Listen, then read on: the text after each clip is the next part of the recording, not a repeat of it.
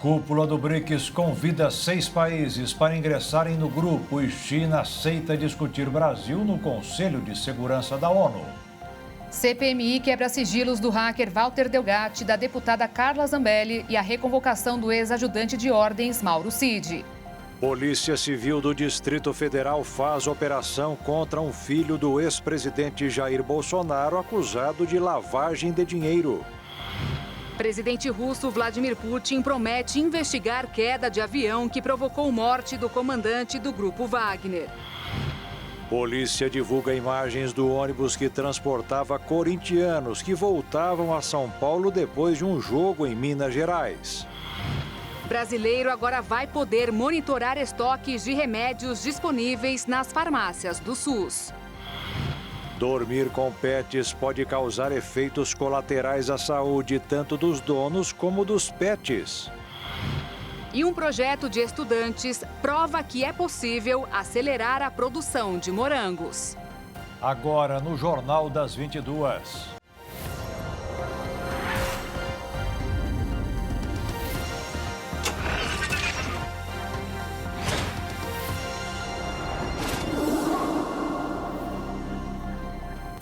Olá, boa noite. Boa noite. Começaram a surgir pedidos para o encerramento da CPMI dos atos de 8 de janeiro. Pelo que disse hoje o presidente da comissão, Arthur Maia, não deverá resistir. E hoje foi dia de depoimento de mais um ex-ajudante de ordens do ex-presidente Bolsonaro. Quem dá os detalhes ao vivo de Brasília é o repórter Ângelo Nascimento. Boa noite, Ângelo.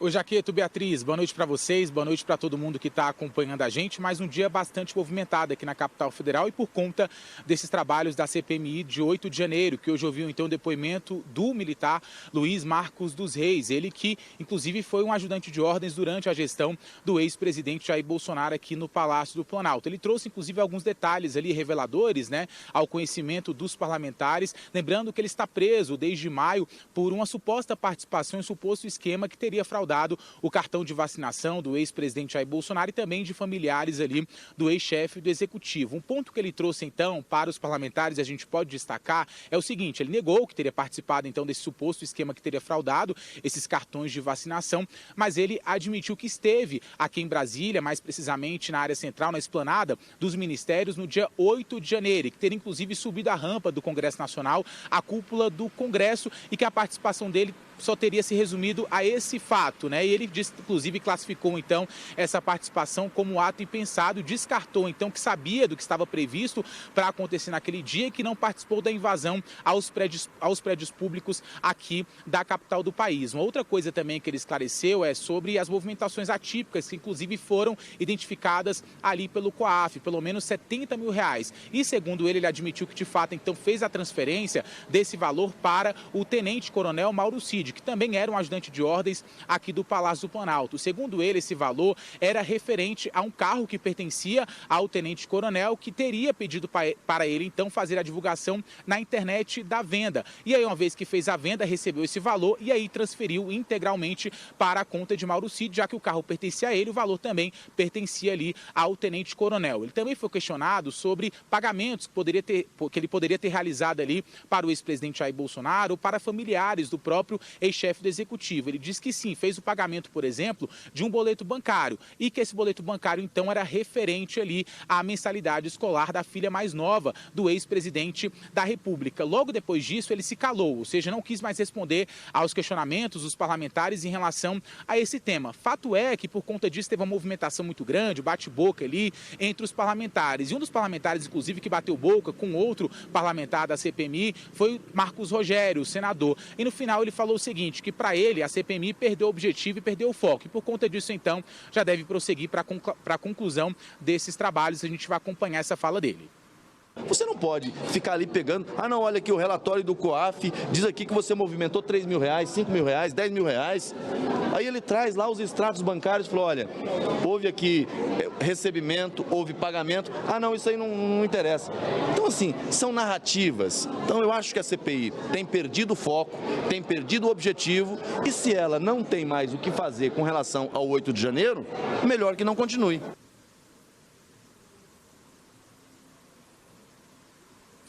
Lembrando que essa fala de Marcos Rogério também foi corroborada pelo presidente da CPMI, Arthur Maia, que disse que não há possibilidade da extensão, ou seja, prorrogação dos trabalhos ali da CPMI. O governo também não tem interesse nessa prorrogação, lembrando que lá atrás quem pediu, quem insistiu pela instalação da CPMI foi a própria oposição do governo do presidente Lula. Um outro ponto importante para lembrar para quem está acompanhando é que ainda durante a sessão de hoje os parlamentares votaram alguns pedidos, entre eles pedidos ali de quebra então de sigilo da deputada federal Carla Zambelli, também do RAC Walter Delgatti Neto, e além disso eles aprovaram ali o retorno, a reconvocação de Mauro Cid. Eu volto com vocês, Jaqueto e Beatriz.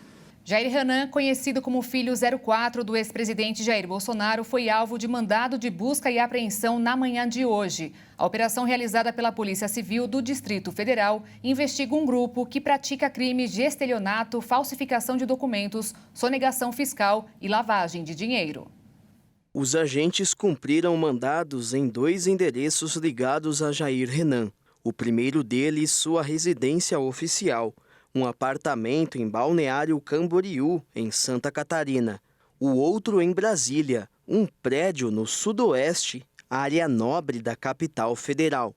Nos locais foram apreendidos o celular pessoal do filho do ex-presidente e um dispositivo utilizado para armazenar arquivos virtuais.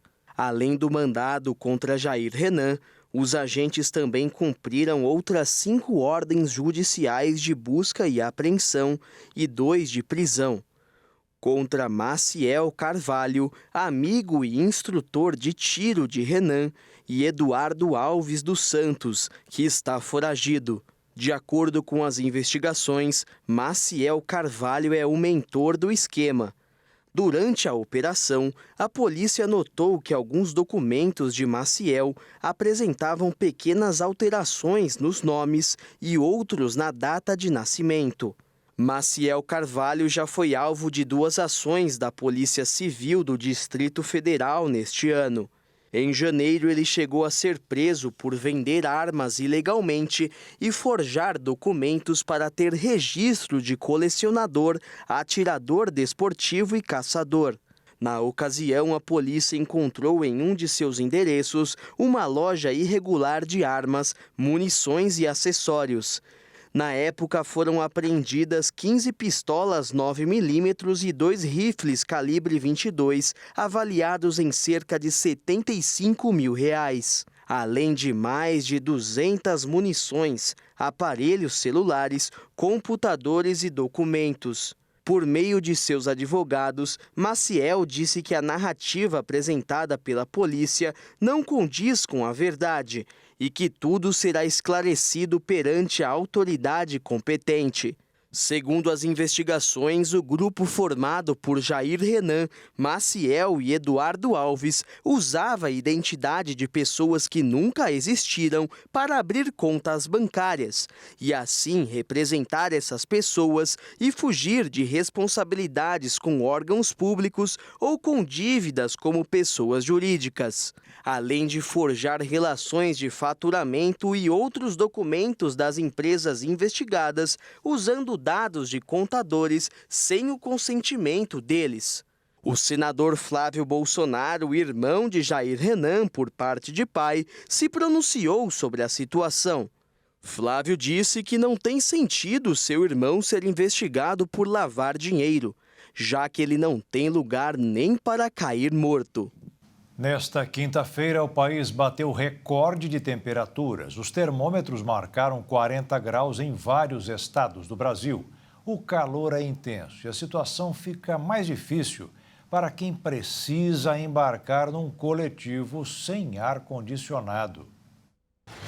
São mais de 1.060.000 ônibus circulando no território brasileiro, segundo o Registro Nacional de Veículos Automotores, o Renavan. Mas apenas 20% deles têm climatização condicionada. Só no Rio de Janeiro são mais de 83.000 veículos que transportam os passageiros por toda a cidade maravilhosa. Mas as viagens não são tão maravilhosas assim.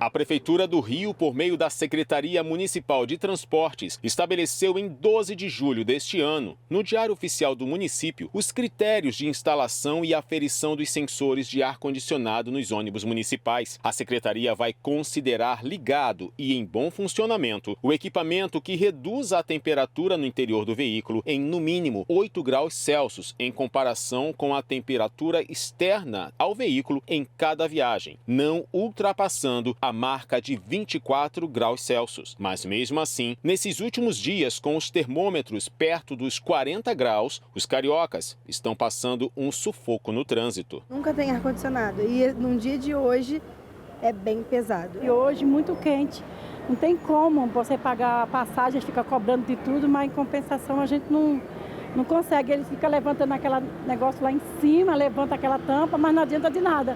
E nem liga o ar, muitas vezes o ar não é ligado. Em vários pontos da capital fluminense, passageiros sofrem com as altas temperaturas e tentam compensar com janelas abertas, água e muita disposição.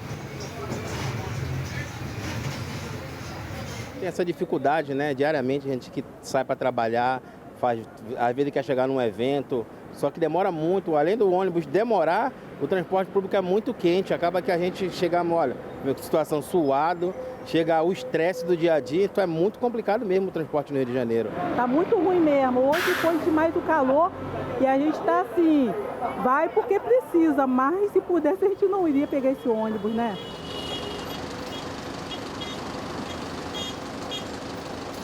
Desde 2021, as concessionárias passaram a ser obrigadas a manter a refrigeração ligada. Em janeiro deste ano, o prefeito do Rio, Eduardo Paes, publicou um decreto que dizia que as empresas que forem flagradas sem sistema de refrigeração ficarão sem receber o subsídio pago pela prefeitura como complemento da tarifa.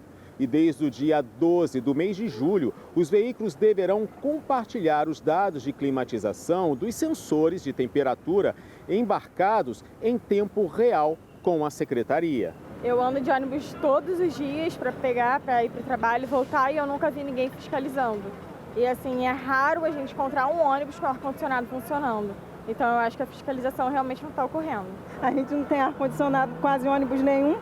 Poucos ônibus, muito pouco mesmo, gente. Isso é surreal, assim, desumano com a gente. Conforme decreto publicado em julho deste ano, as concessionárias deverão instalar os sensores de temperatura em todos os veículos licenciados com ar-condicionado para a vistoria da Secretaria até o dia 31 de outubro de 2023. E o estado de São Paulo continua na área de atuação de uma forte onda de calor que se espalhou pelo Brasil nesta terceira semana de agosto. Segundo o Instituto Nacional de Meteorologia, a temperatura de 38 graus muito provavelmente foi o dia mais quente no estado neste ano até agora. Mas até caiu uma chuva hoje à tarde aqui em São Paulo, né, Beatriz? E a situação começou a mudar. Uma frente fria avançou pelo litoral paulista nesta quinta-feira. Algumas pancadas de chuva foram registradas durante a tarde e continuará à noite na divisa com o Paraná, em áreas do sul e do leste do estado de São Paulo. Mesmo com a expectativa de um pouco de chuva, o dia todo ainda foi muito quente, com temperaturas excepcionalmente elevadas para um dia de agosto. Marcas próximas dos 40 graus foram registradas no interior do estado. E as condições para a chuva aumentam nesta sexta-feira, 25 de agosto, e no último fim de semana do mês, com a passagem de uma área de baixa pressão atmosférica sobre o estado de São Paulo. A chuva do fim de semana deve ocorrer em todo o estado e pode cair de moderada a forte em várias áreas. Sem contar que a temperatura vai baixar muito nos próximos dias, em relação ao que se tem observado esta semana. Na cidade de São Paulo, a queda da temperatura entre a tarde de hoje e de amanhã deve ser cerca de 10 graus. No fim de semana, a capital paulista ficará fria e úmida e as temperaturas não devem passar dos 20 graus. Para um dia de agosto, a marca de 32,3 graus foi a sétima maior desde o início dos registros no Mirante de Santana, em 1943. E a seguir, cúpula do BRICS convida 6 países para ingressarem no grupo e China aceita discutir Brasil no Conselho de Segurança da ONU. E ainda, projeto de estudantes prova que é possível acelerar a produção de morangos.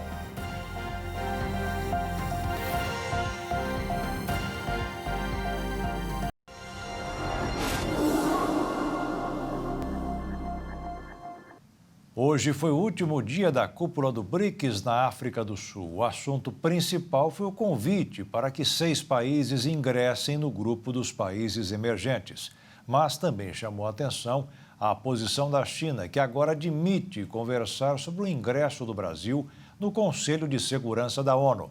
Voltamos a Brasília com o repórter Ângelo Nascimento para saber mais detalhes desta reunião. Ângelo.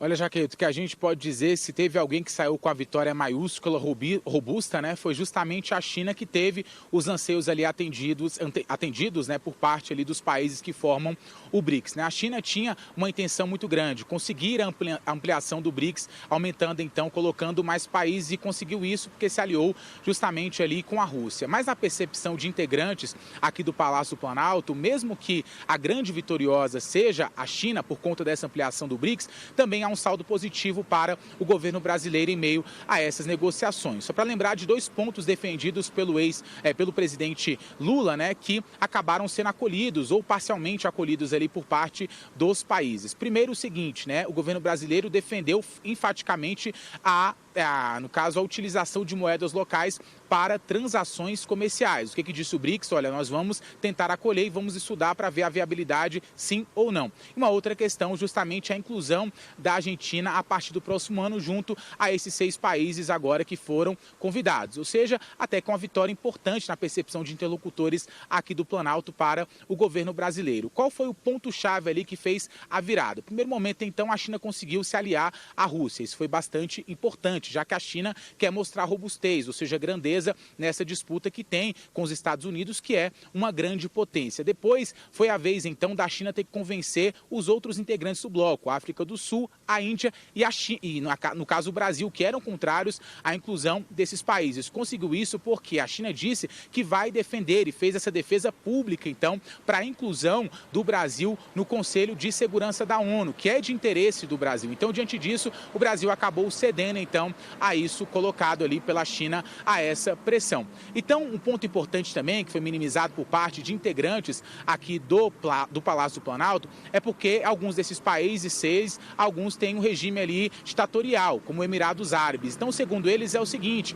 há para se chegar em um meio termo em relação a isso, porque eles dizem que, por exemplo, Rússia não é um país, por exemplo, totalmente democrático. Então, isso acaba tirando esse critério de definição por parte do BRICS. Então, é o seguinte, com a definição, 6 países convidados, a partir do próximo ano, quais são os países que podem integrar o BRICS? Arábia Saudita, Argentina, Egito, Emirados Árabes, Etiópia e também Irã. No entanto, esses candidatos precisam cumprir algumas exigências. Uma vez cumpridas, eles já podem ingressar no BRICS a partir de 1º de janeiro de 2024. Acontece que essa notícia, em relação, por exemplo, à inclusão da Argentina, não foi bem recebida pelos candidatos à presidência ali do país, candidatos esses de oposição que recusaram e disseram que, uma vez eleitos, então, vão reconsiderar essa inclusão. Lembrando que a eleição ali no país está prevista para outubro, dia 22 de outubro. Eu volto ao estúdio.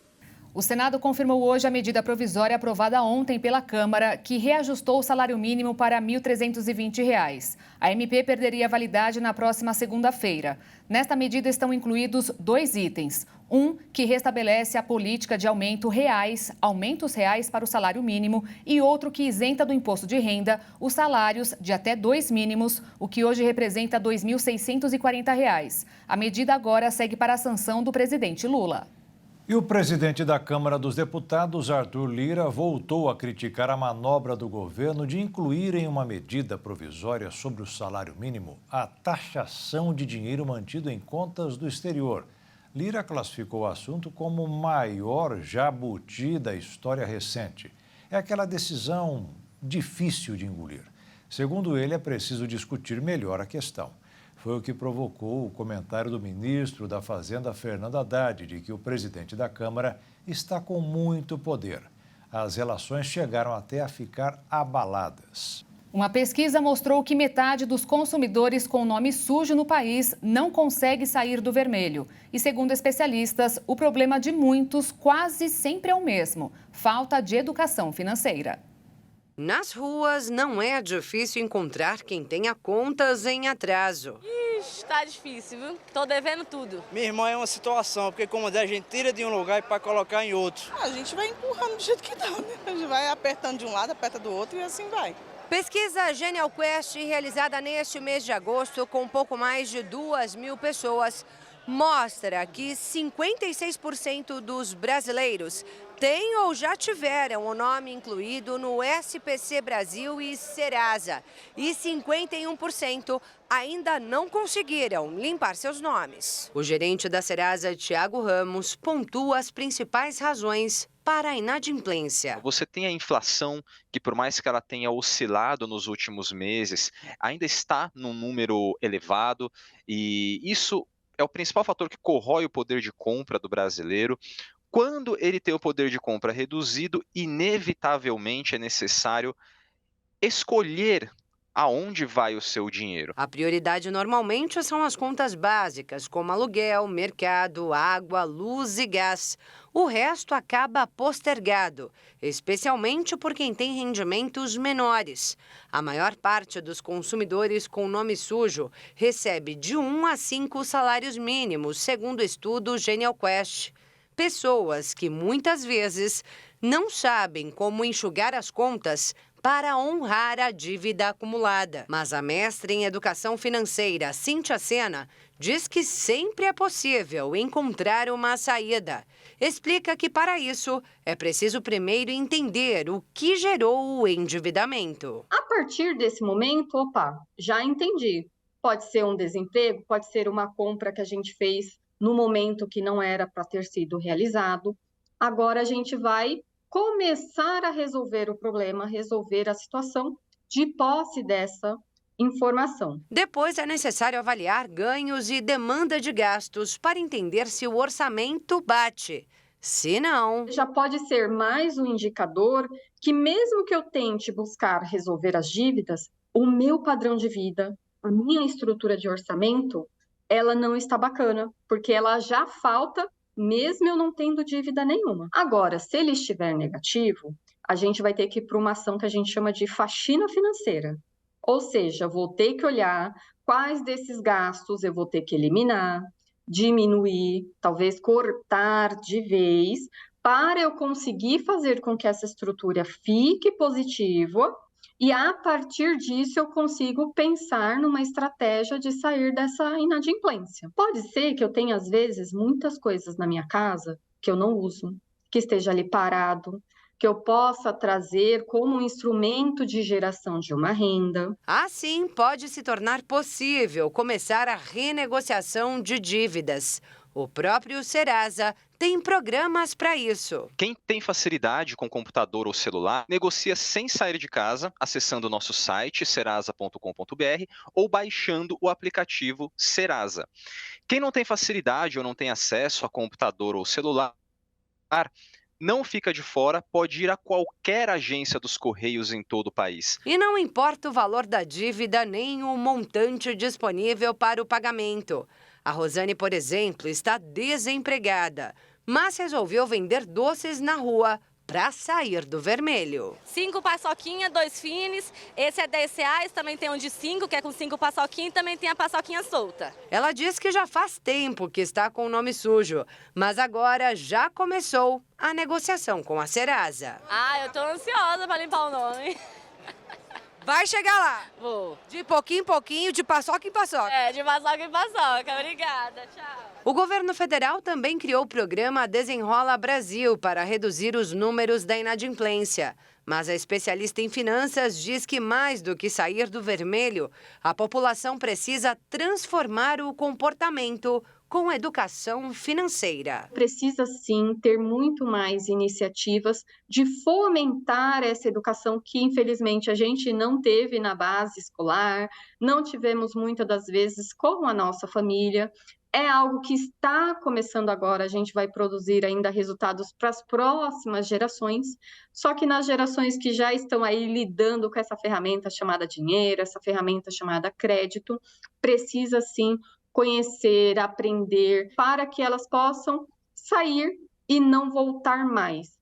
Foi liberada hoje a consulta ao 4º lote de restituição do imposto de renda deste ano, além de devoluções de algumas pessoas que caíram na malha fina em outros exercícios. Os 7,5 bilhões de reais estarão disponíveis na conta de mais de 6 milhões de contribuintes no próximo dia 31.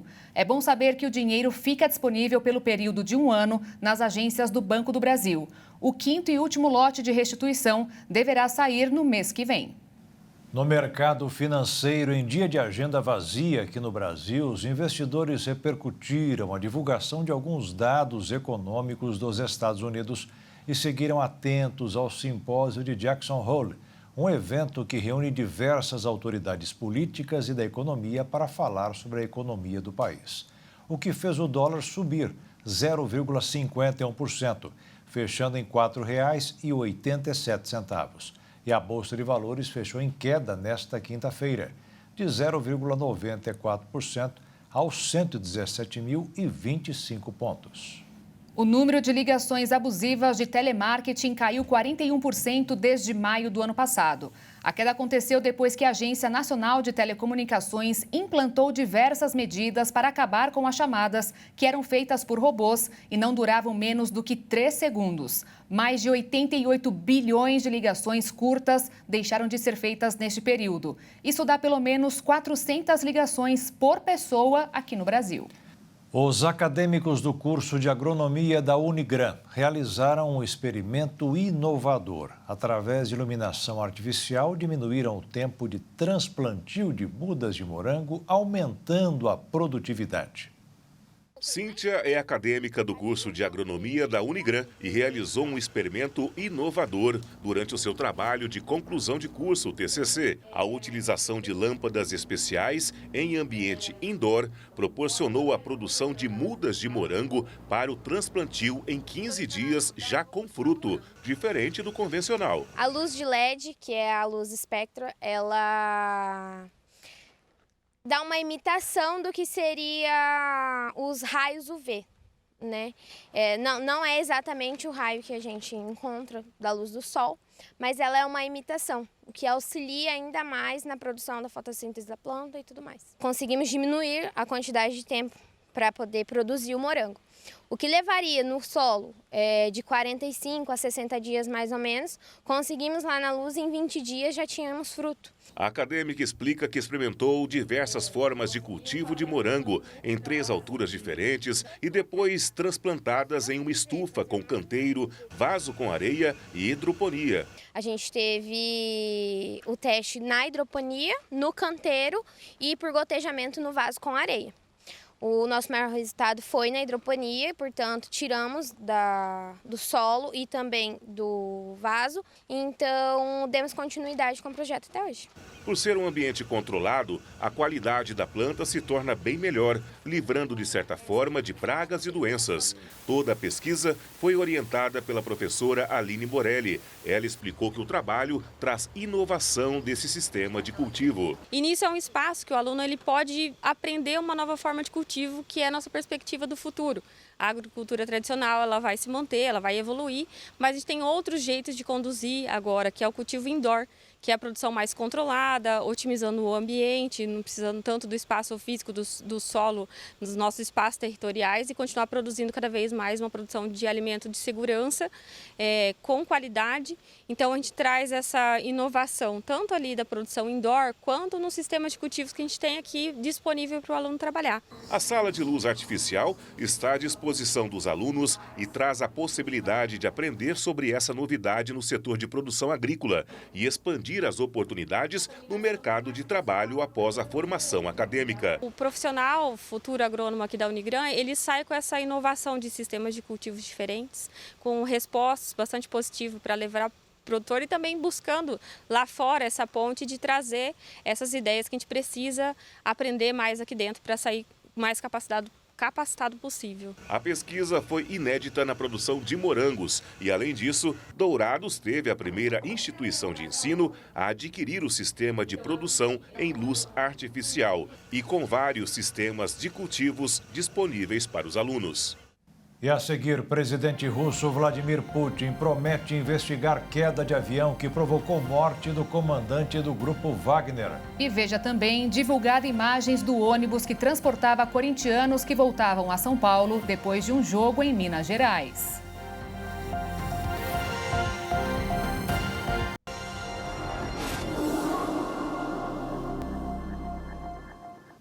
O motivo da queda da aeronave que tirou a vida de Prigozhin ainda é um mistério. Nesta quinta-feira, o presidente ucraniano Volodymyr Zelensky disse que seu país não tem envolvimento algum com o caso. Do lado da Rússia, Vladimir Putin comentou sobre o assunto e prometeu investigar a morte de seu ex-aliado.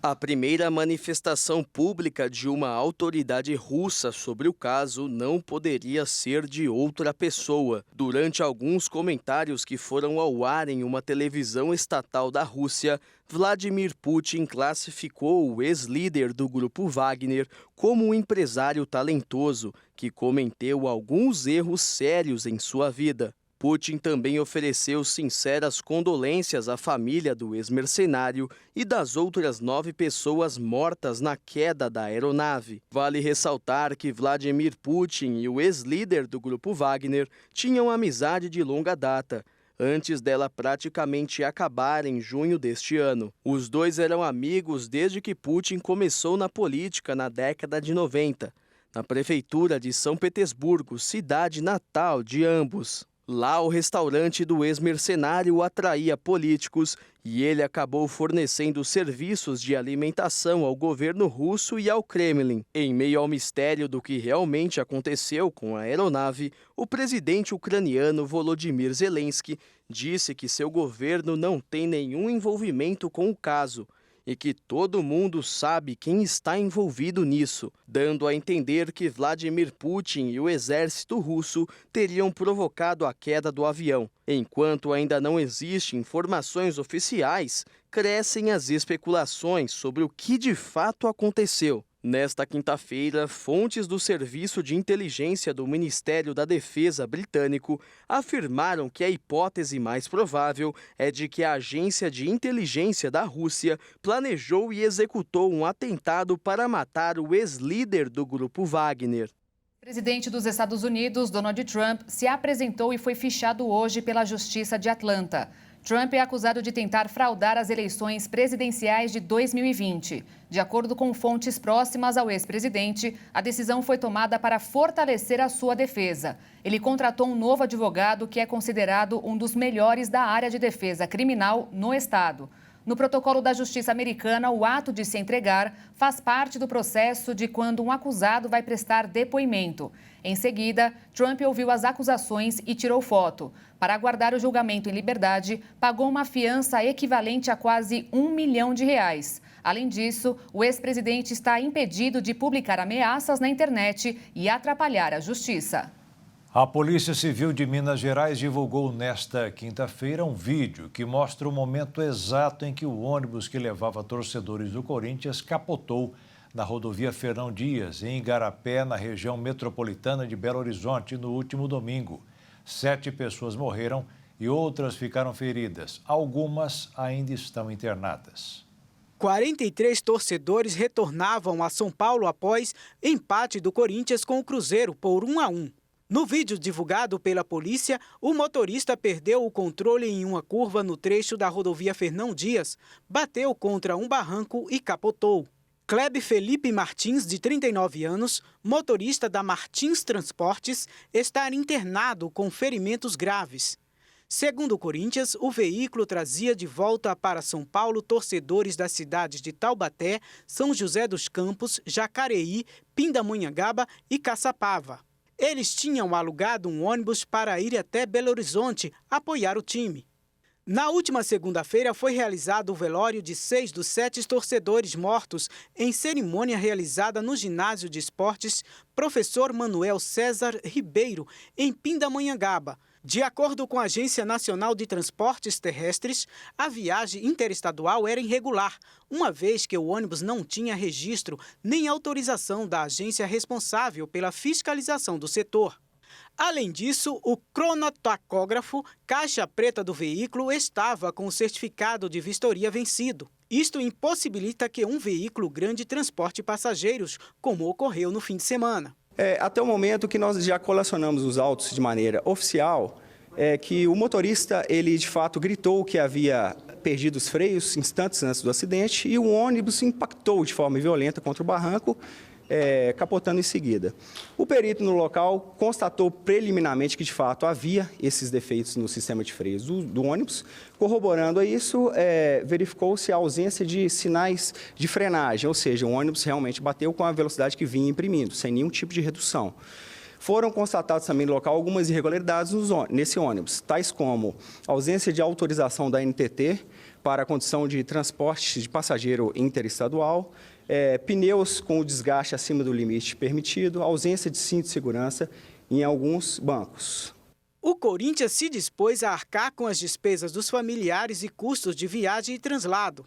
Na última terça-feira, no jogo contra o Estudiantes, o time realizou uma série de homenagens às vítimas.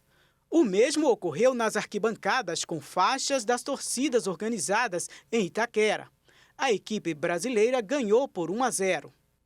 Pelo menos 36% dos brasileiros passam mais de 1 hora por dia dentro de algum meio de transporte para realizar atividades de rotina, como trabalho e estudo. A constatação foi feita após um levantamento da Confederação Nacional da Indústria. Seja de ônibus, metrô ou trem, mais de 1/3 da população brasileira gasta grande parte do seu dia para simplesmente se locomover. A maioria dessas pessoas afirmaram que tem a qualidade de vida afetada em razão do tempo gasto no transporte e notaram que a cada dia que passa, o estresse causado pela demora para chegar até a escola, o trabalho ou a faculdade só aumenta. De acordo com um levantamento realizado pela Confederação Nacional da Indústria, o lado profissional é o mais afetado pelo tempo gasto no transporte. Pelo menos 60% dos participantes da pesquisa relataram atrasar para o trabalho em razão do longo percurso. De acordo com 30% dos entrevistados, os minutos de locomoção aumentaram após a pandemia. Para diversos especialistas, o isolamento social causou uma impressão de que o transporte público era eficiente.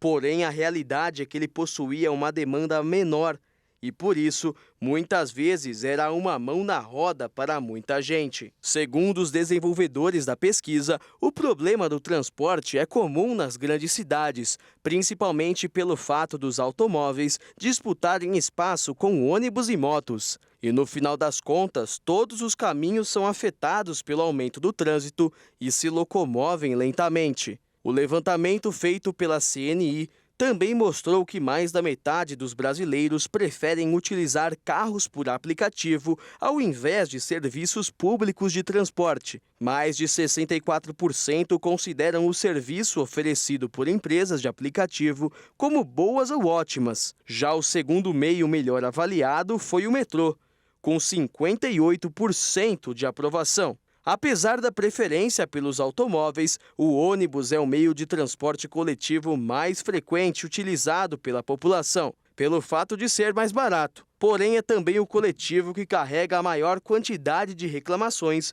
por falta de segurança, excesso de passageiros, frota insuficiente e atraso. Participaram dessa pesquisa mais de 2.000 pessoas com mais de 16 anos, economicamente ativas em cidades do país, com mais de 250 mil habitantes. Quase metade do esgoto brasileiro é jogado na natureza sem ser tratado. É como se todos os dias mais de 5.000 piscinas olímpicas cheias de lixo sanitário fossem despejadas nos rios e mares. Além de degradante ao meio ambiente, a prática pode causar doenças na população. Os dados são do Sistema Nacional de Informações sobre Saneamento do Governo Federal. Desde o início do ano até esta quinta-feira, foi despejado na natureza um total de mais de 1.200.000 piscinas olímpicas lotadas de sujeira. Em todo o país, 92 milhões de pessoas não possuem redes de esgoto e saneamento básico completo, número equivalente a 42% da população. Porém, em alguns casos, a falta do tratamento não é um problema de falta de coleta, como pode ser observado em Juiz de Fora, em Minas Gerais. Na cidade, 94% da população tem acesso ao serviço, só que apenas 6% do esgoto é produzido da forma devida. Portanto, mesmo com a conexão de esgoto, os dejetos são apenas afastados da área urbana e despejados em outro lugar. De acordo com professores da Fundação Getúlio Vargas, o Brasil possui uma defasagem no saneamento básico maior do que o esperado para o nosso nível de desenvolvimento. Além de ser um problema de saúde pública, a falta de tratamento de esgoto compromete toda a base necessária para o país crescer. A qualidade do saneamento varia bastante conforme a região do país. A Norte, por exemplo, tem apenas 60% da população com acesso à água e apenas 14% com coleta e tratamento de esgoto. No Sudeste, mais de 91% recebem atendimento de água e 81% têm serviço de coleta. A desigualdade é ainda mais marcante a nível municipal. São Paulo investe R$ 182 para cada habitante. Já em Rio Branco, no Acre, apenas R$ 2. Atualmente, o Brasil investe em média 20 bilhões de reais por ano em saneamento básico. Mesmo o plano desenvolvido pelo Ministério das Cidades mostrar que o país necessita de pelo menos um investimento de 44 bilhões e 800 milhões de reais. E a seguir, brasileiro agora vai poder monitorar estoques de remédios disponíveis nas farmácias do SUS. E ainda, dormir com pets pode causar efeitos colaterais à saúde tanto dos donos como deles.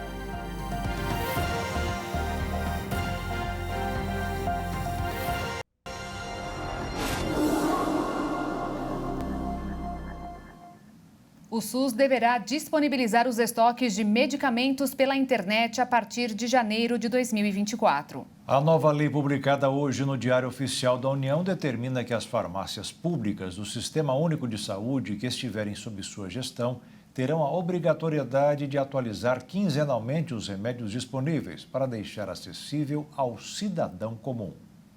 O Ministério da Saúde já disponibiliza uma lista mais simplificada para o programa Farmácia Popular do Brasil, que faz parceria com a rede privada de drogarias, onde aparecem os tipos de medicação voltados à atenção primária à saúde, que podem ser retirados nessa rede. Mas as quantidades disponíveis não são informadas e não há atualização frequente. Agora, essa nova medida altera a Lei Orgânica da Saúde de 1990, que trata da promoção e do funcionamento dos serviços do setor. O texto adicionou ao campo de atuação do SUS, descrito na lei, a obrigatoriedade de disponibilizar nas respectivas páginas eletrônicas na internet os estoques de medicamentos das farmácias públicas. A proposta original foi apresentada pelo ex-deputado federal Eduardo Cury, do PSDB de São Paulo, em 2019, inspirada em uma iniciativa da Prefeitura Municipal de São José dos Campos, interior paulista. Segundo ele, a divulgação dos estoques, além de melhor gestão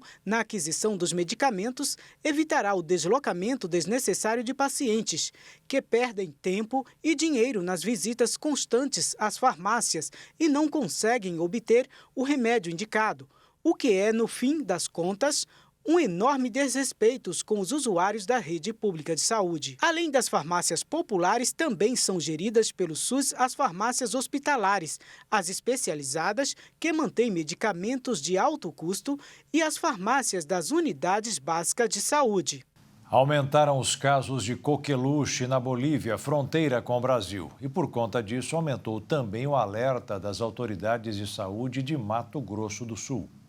Desde 2019, Mato Grosso do Sul não atinge a meta de vacinar contra a coqueluche 95% das crianças.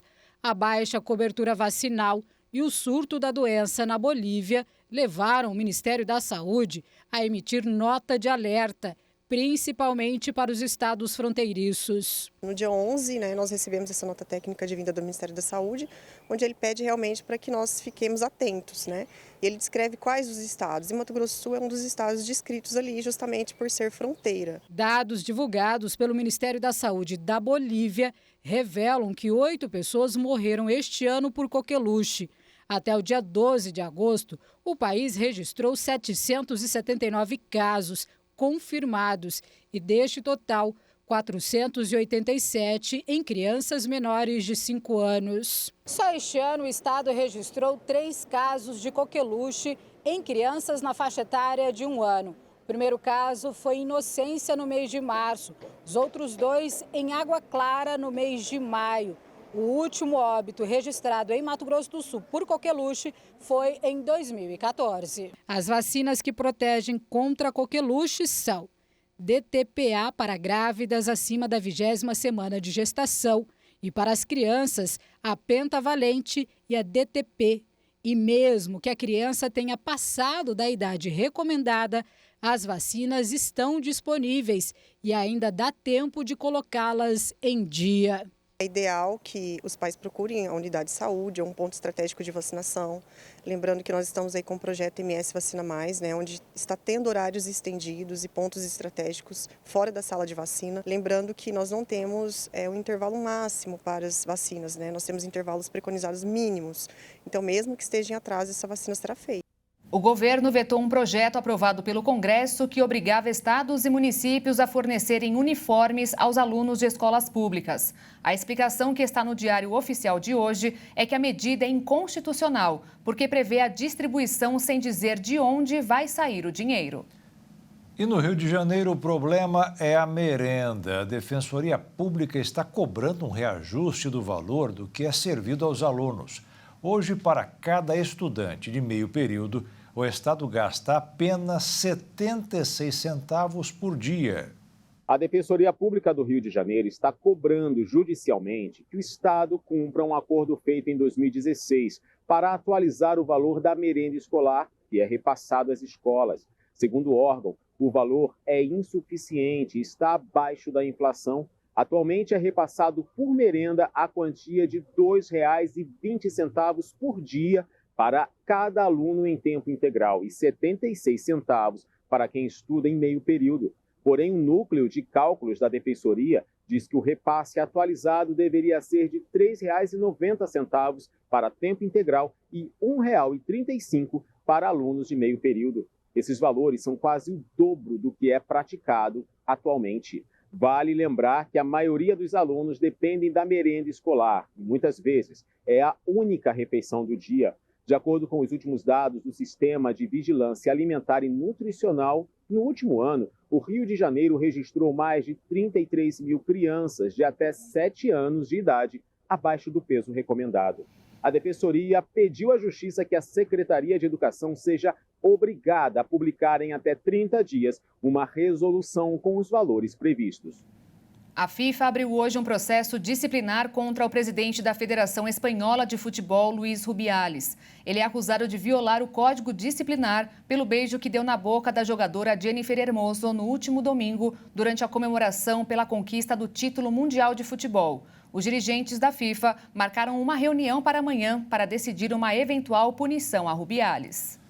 O ex-jogador Ronaldinho Gaúcho faltou pela segunda vez essa semana para prestar depoimento à CPI das pirâmides financeiras na Câmara dos Deputados. Desta vez, a defesa de Ronaldinho alegou que ele enfrentou problemas para viajar de avião. Ele é acusado de participar de ter montado um esquema de pirâmide, quando as pessoas são incentivadas a ganhar dinheiro de maneira fácil, mas, no fundo, é tudo enganação. O presidente e o relator da CPI disseram que vão pedir ajuda da Justiça para que Ronaldinho, na próxima vez, seja conduzido à força para prestar depoimento. Uma pesquisa realizada a pedido do Google revelou que apenas 17% dos pais e mães usam ferramentas de controle parental para monitorar a atividade digital dos filhos. A pesquisa foi conduzida entre os dias 26 de junho e 7 de julho deste ano. Apesar da baixa porcentagem de supervisão com recursos especializados, o levantamento apresentado durante o evento Mais Seguro com o Google também apontou que 78% das crianças brasileiras entre 5 e 12 anos possuem um celular próprio e que a maioria, em média, fica online de 1 a 2 horas diárias, enquanto adolescentes entre 13 e 17 anos usam a internet por 3 ou mais horas por dia. O estudo do Google mostra ainda que os pais deixam de monitorar a atividade online dos filhos a partir dos 10 anos de idade, apesar das preocupações aumentarem com a exposição à tela e ataques maliciosos. O monitoramento parental das atividades online dos filhos se torna uma tarefa cada vez mais difícil à medida que a tecnologia evolui e as crianças passam a começar a usar a internet mais cedo. O uso das redes sociais, por exemplo, tem um aumento significativo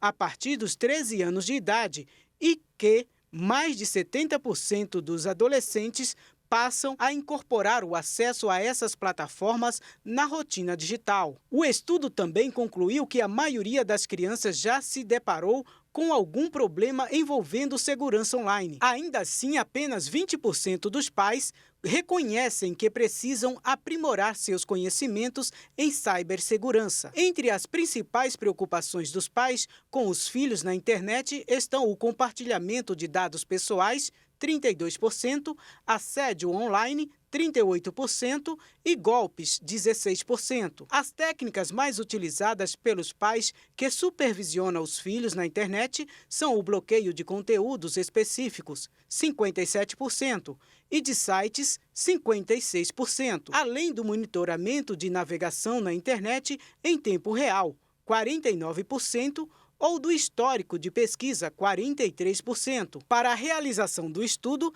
a Nielsen entrevistou 1.820 pais brasileiros de classes entre A e E com filhos entre 5 e 17 anos de idade. Compartilhar a cama com pets é um hábito de muitos tutores de animais de estimação. A prática, apesar de não ter contraindicação médica, pode trazer riscos tanto para os bichinhos quanto para os tutores. Apesar de não ter contraindicação, há alguns aspectos que devem ser considerados. Existem pessoas com quadro alérgico a pelos de animais. Nestes casos, o animal nem poderia estar dentro de casa. De acordo com especialistas da área, são raras as situações em que os animais transmitem doenças para seus donos e, em quase todos os casos, os transmissores são pets sem acesso à higiene básica. Por isso, alguns cuidados simples são suficientes para se estabelecer uma relação com benefício mútuo, como limpar as patas depois de um passeio na rua. No caso de cachorros, independentemente da idade e do porte, é preciso ficar atento aos cuidados com a coluna e as patas. Camas muito altas, por exemplo, podem ser um risco, principalmente para os de porte pequeno, por causa da coluna e o esforço para tentar subir, ou para as patas, no impacto ao descer.